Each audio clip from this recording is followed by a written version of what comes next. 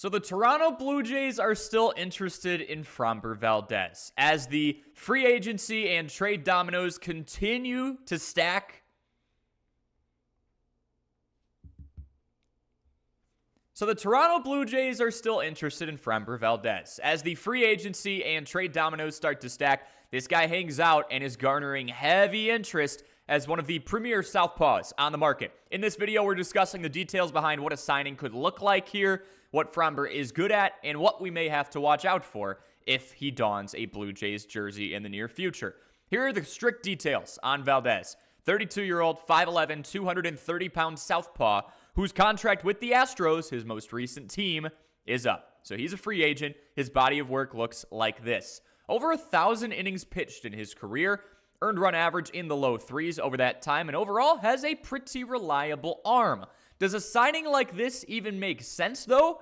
Well, one thing you have to consider is, contrary to the belief of teams like the Dodgers and the Mets, money doesn't always grow on trees. And this Jays team, although they do spend a lot, just signed Dylan Cease to a 7-year, $210 million deal. While a rotation with both Cease and Valdez towing the rubber probably has a lot of us foaming at the mouth, that's a lot of money, even if Valdez is aiming for a short-term deal at the age of 32. What's Framber's MO? It's the ground ball rate. This is a good old-fashioned, I'm going to fool you, make you swing, and get you on top of the baseball type of pitcher.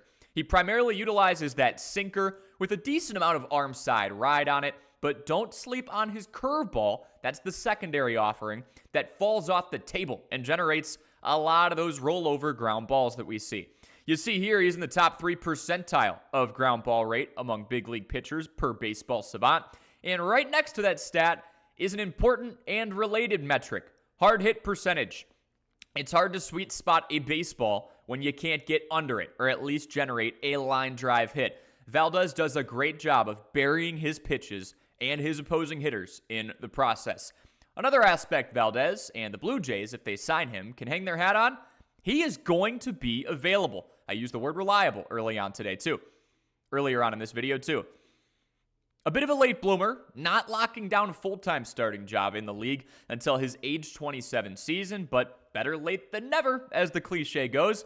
Over the last 5 seasons since that point, he's had at least 20 starts every single time, and over the course of the last 4 seasons in a row, the guy's been good for at least 175 innings pitched. He's usually sprinkling in a complete game or 2 per season, and the reason for all of this is the prior point I just made of generating weak contact on balls in play.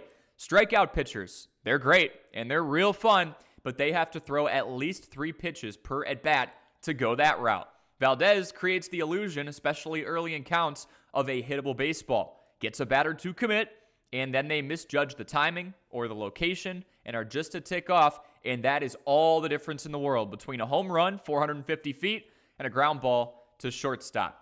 What do we look out for with Valdez? Not too worried about the age yet. Again, just 32 years old, especially considering Valdez's style of pitching. I think he can hang around MLB for a few more years, even if he doesn't lock down a long-term contract. What I'm worried about is what happened down the stretch last year. Over the course of his final 12 starts of last season, he had a 5.20 earned run average, struggled mightily. There was also a weird cross-up incident where he hit his catcher in the chest with a fastball, the catcher expecting an off-speed pitch. No one fully implied this was on purpose, but it definitely caught some headlines and attention in the wrong way.